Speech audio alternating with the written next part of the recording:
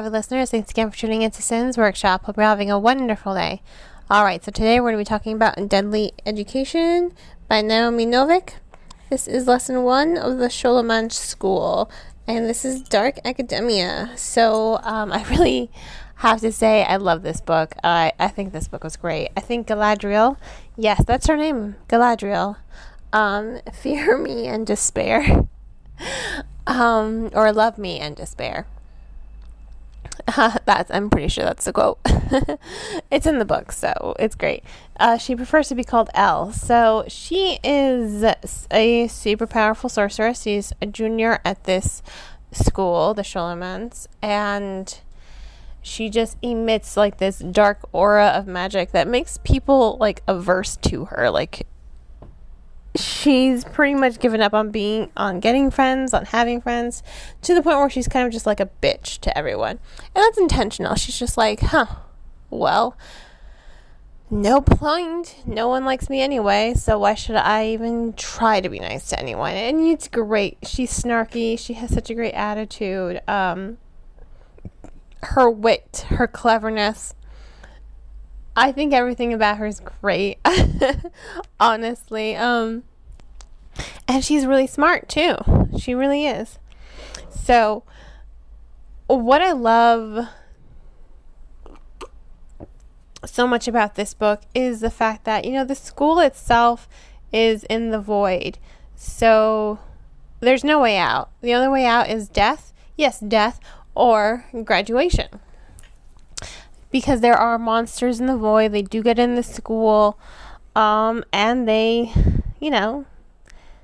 kill students. I mean, there are no teachers here. It's just magical lesson plans, and magically handed out. There are no, headmasters.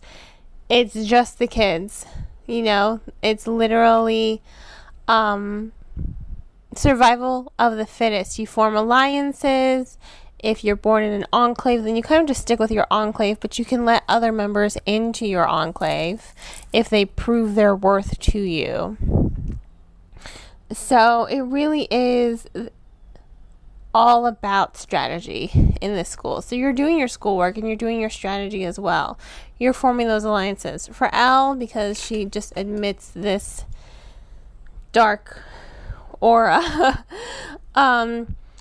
she doesn't really care, but she was born incredibly powerful. She has so much power in her. She could pretty much destroy everyone in her path. That's what I think is great about her character, that she doesn't. That she's just like, you're not worth my time. I just want to learn, get through this, and then set the world on fire. And I think that that's amazing for her character.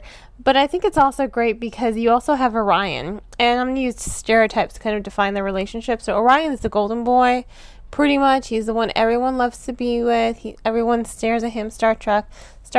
And then you have the introvert. And they somehow find themselves bonded. He does become her friend.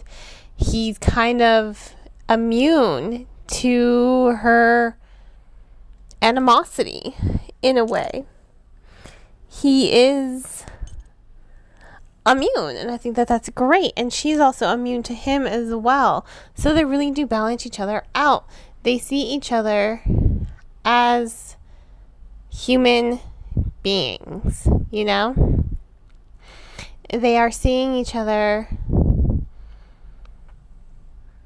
as human beings. And that's what I think is really, really great for their characterization. I think that that's amazing definition of who they are as people, to just see them really come into their own around each other and respect each other and honor each other and, in a way care for each other. But it's really amazing to see the character dynamics really flourish in this novel. And it's not just her and him.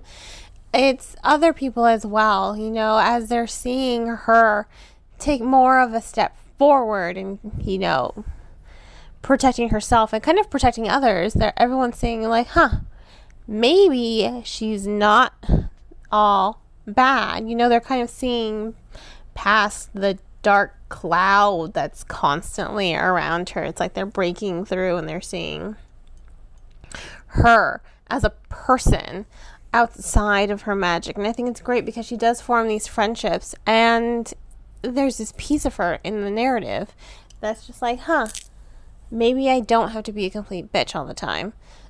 And someone says it's like, you don't have to be such a bitch all the time. And they call her out on it, and it's just like, wow, that was unexpected. I like that. I like that bit of characterization. I like that bit of character growth in the overall narrative as well as her narrative as well. But what's really good about this story as well is the pacing and the rising tension. Again, it's a story of survival. You're seeing these teenagers survive. They have to learn to survive. And it's just like a darker version of Hogwarts, except there's no way out except death or graduation. And even graduation, you run the risk of dying. Graduation's just like, hey, it's your ultimate test. Here are all these monsters. Yeah, if you want to graduate, you got to get past these monsters. Which is why forming alliances is so important, because you really want the best of the best to be watching your back as you like make a break for the gate outside of the school. It's just like, all right, let's go. And I love that. I love that about the story. And